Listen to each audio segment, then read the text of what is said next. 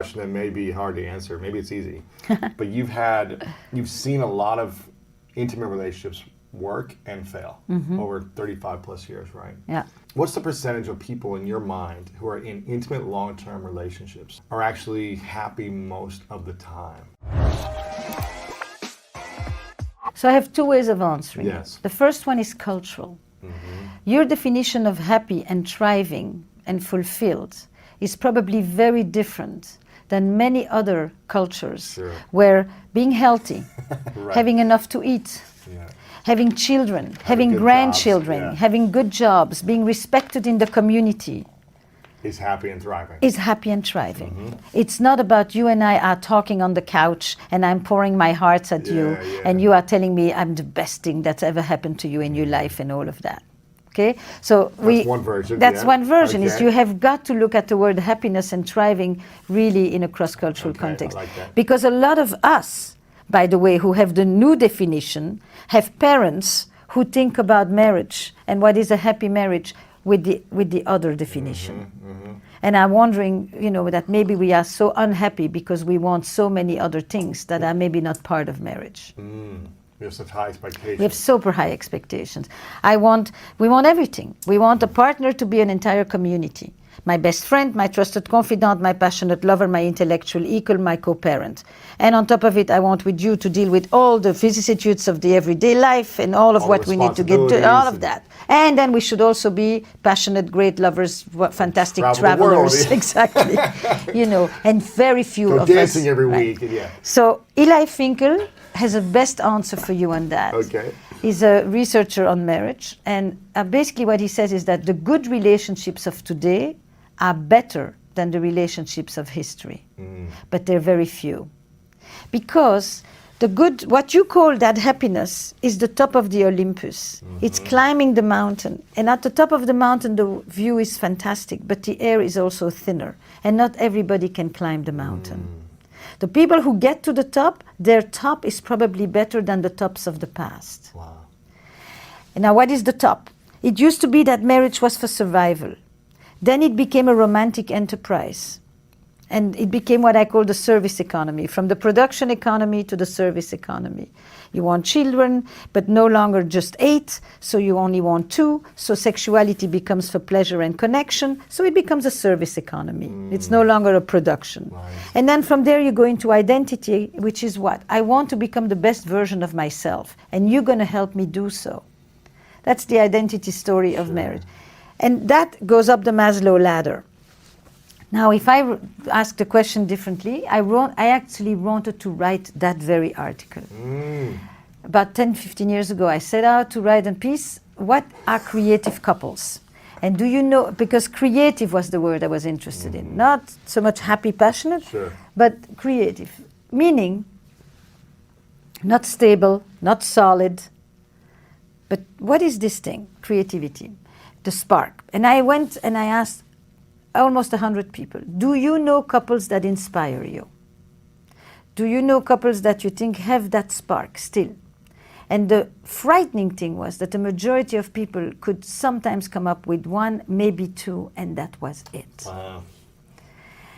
They knew people who were very good at renovations, and people who were great parents together, and people who were great business partners together. But that whole that package. you talk about, Yeah. there were very few. And I thought that is so sad, because here we are, we want something.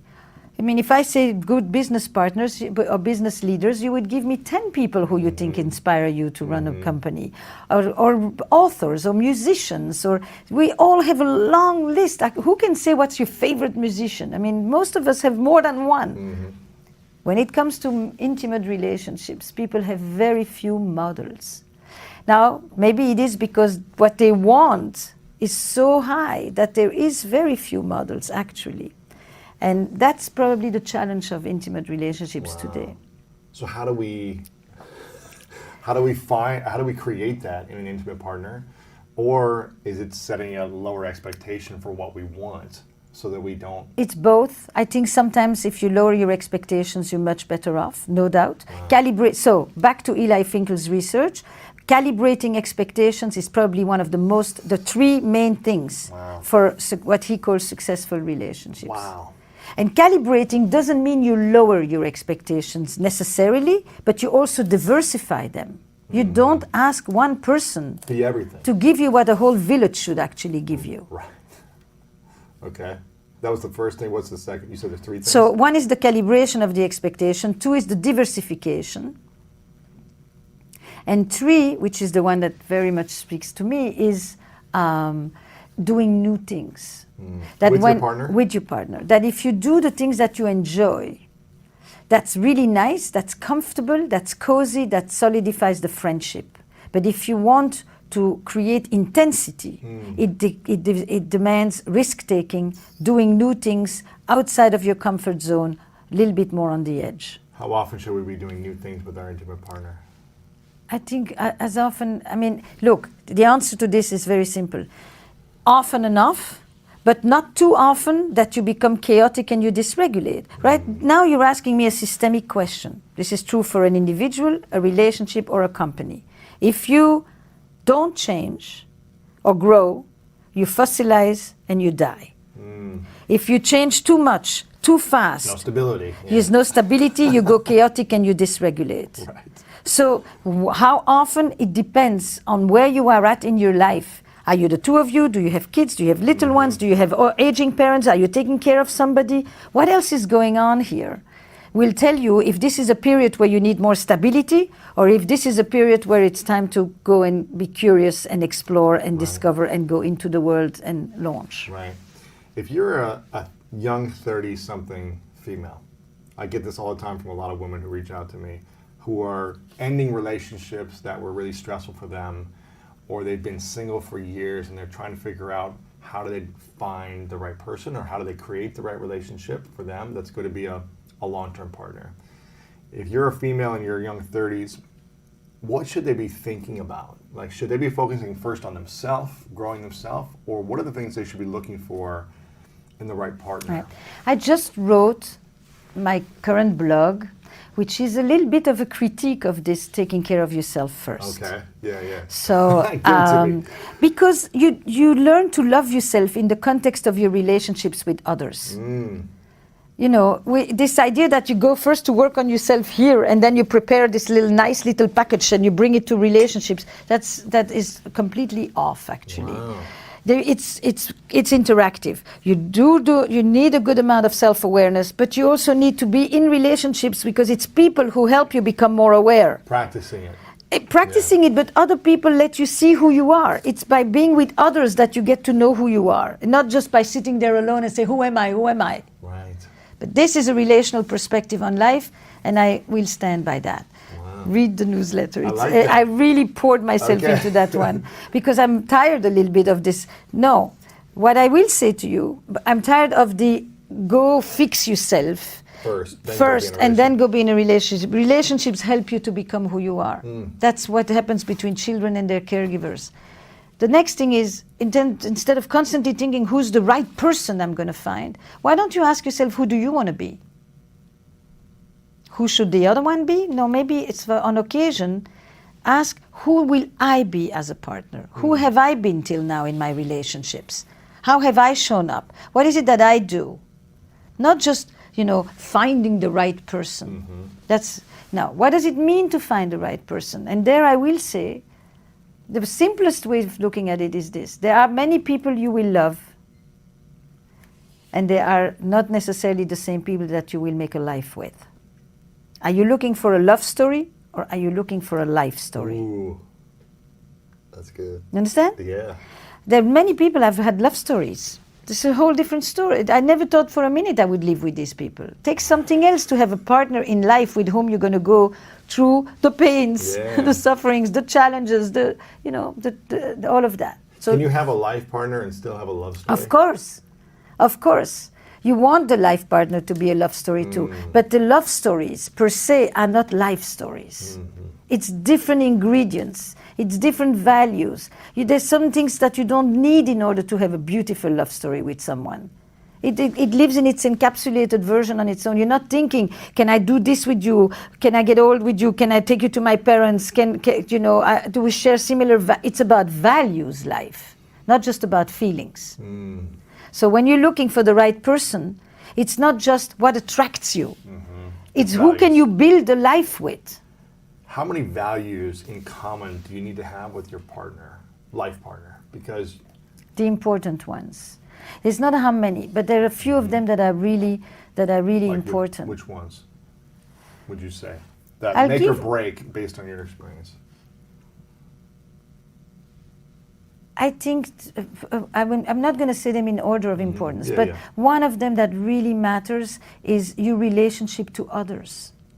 If you are a person that values relationships, that sees the presence of others in your life as central, and you are with somebody who does not want community or does not know how, I mean, I'm talking not about what they would like to learn through you, but their value is you do things alone, you live alone, you rely on yourself, you don't bring people over to the house. I have a couple I just spoke with yesterday, and he loves to have people over, and nobody should come ever to the house. She wants her space. Her space, alone, the whole thing. And I'm thinking, wow, this is a tough one. It's not just about the house. It's his whole life is about being with people. And her whole life is about not being with people necessarily. That's not how she experiences it. Now the question is she drawn to more of what he has to offer? And is he drawn to more of what she... If these They are both want a totally... little more, yeah. Then okay, it's different values come together and they mix and match. Yeah. But if you have these two separations like that, so that's very one. challenging. One of Wow. the beautiful Okay. questions I ask in How Is Work is, were you raised for autonomy or were you raised for loyalty? Were you raised for self-reliance or were you raised for interdependence? Which one would you say? For me, was that self-reliance meaning what? Nobody will ever help you as well as you can help yourself. You only have yourself to count on. Don't trust people. You're on your own, buddy.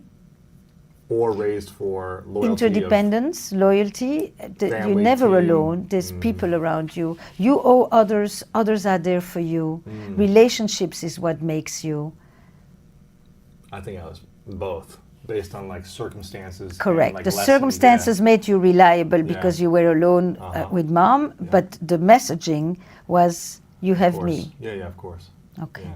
So I think both. I think that question is a fundamentally interesting question Okay.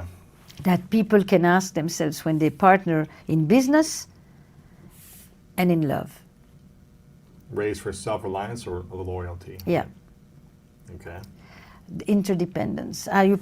Do you see yourself as connected to others, and it's your connections that give you a sense of anchoring, meaning, relevance, importance, all of that? Or do you see yourself as fundamentally on your own? I think travel, curiosity, you often will have a complementarity between one person who is curious and eager to discover and goes on, and then another person.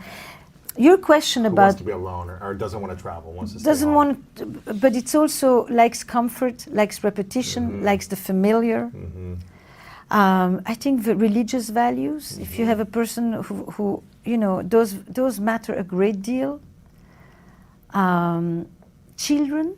Do you want family or do you not want family? If you want a family, then make sure that you find someone who wants a family. What are you going to do? Try to convince some, Now, I don't think you have to have the same values on everything. I think you have to have a similar outlook on life. Which is? A vision, like exactly the same as a vision. Do you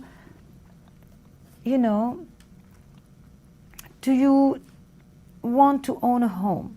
Do you think that economic achievement is important? Do you want to live in an extended family?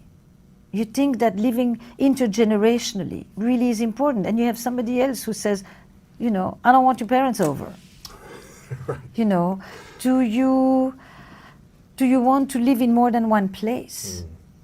I think these are essential, money, feelings or emotions.